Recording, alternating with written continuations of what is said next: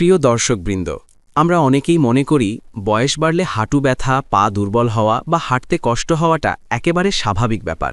কিন্তু সত্যি কথা হলো, এগুলো বয়সের নিয়ম না, এগুলো শরীরের ভেতরের দুর্বলতার আগাম সতর্ক সংকেত। যেদিন আপনার পা আপনাকে ঠিকভাবে ভর দিতে পারবে না, সেদিন থেকেই আপনার চলাফেরার স্বাধীনতা কমে যাবে এবং ধীরে ধীরে আপনাকে অন্যের ওপর নির্ভরশীল হতে হবে, যা মানসিকভাবেও খুব কষ্টের। অনেক সময় দেখা যায় সকালে ঘুম থেকে উঠে হাঁটু শক্ত লাগে, কিছুক্ষণ হাঁটলে ঠিক হয়, আবার বিকেলে ব্যথা বাড়ে।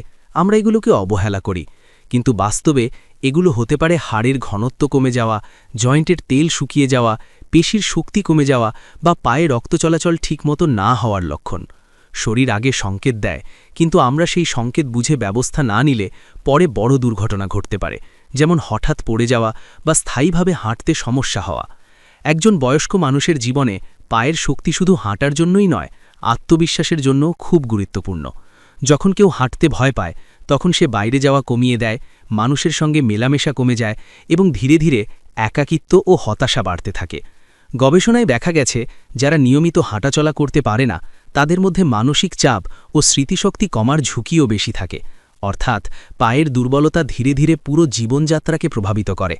তবে আশার কথা হল, সঠিক খাবার, কিছু সহজ অভ্যাস এবং প্রাকৃতিক উপাদান ব্যবহার করলে পেশি ও জয়েন্ট আবার শক্ত করা সম্ভব। আমাদের রান্নাঘরেই এমন কিছু উপাদান আছে, যেগুলো দিয়ে তৈরি হার্বাল চা নিয়মিত খেলে রক্ত চলাচল বাড়ে, জয়েন্টের প্রদাহ কমে এবং পেশির শক্তি ধীরে ধীরে ফিরে আসে।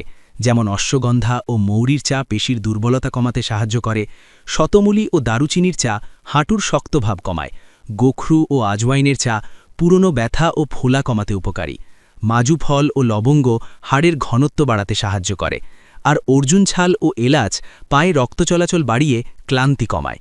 কিন্তু শুধু চা খেলেই হবে না, কিছু ভুল অভ্যাস বাদ দিতেও হবে। দীর্ঘ সময় এক জায়গায় বসে থাকলে পায়ের পেশি আরও দুর্বল হয়ে যায়, তাই প্রতি ঘন্টায় অন্তত 5 মিনিট হাঁটা খুব জরুরি। একইভাবে কম পানি পান করলে রক্ত ঘন হয়ে যায়, ফলে পায়ে রক্ত চলাচল কমে এবং খিঁচুনি বা ব্যথা বাড়ে।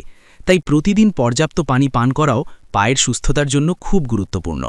সবশেষে আমি বলবো, আপনার ভবিষ্যৎ নির্ভর করছে আজ আপনি নিজের শরীরের যত্ন নেবেন কিনা তার ওপর। আপনি যদি এখন থেকেই সচেতন হন, ছোট ছোট অভ্যাস বদলান এবং প্রাকৃতিক উপায়ে শরীরকে সাপোর্ট দেন, তাহলে বয়স বাড়লেও আপনি নিজের পায়ে ভর করে চলতে পারবেন, অন্যের ওপর নির্ভরশীল হতে হবে না। তাই আজ থেকেই সিদ্ধান্ত নিন, নিজের পায়ের যত্ন নেবেন, নিয়মিত হাঁটবেন এবং সুস্থ থাকার জন্য যা দরকার তা করবেন।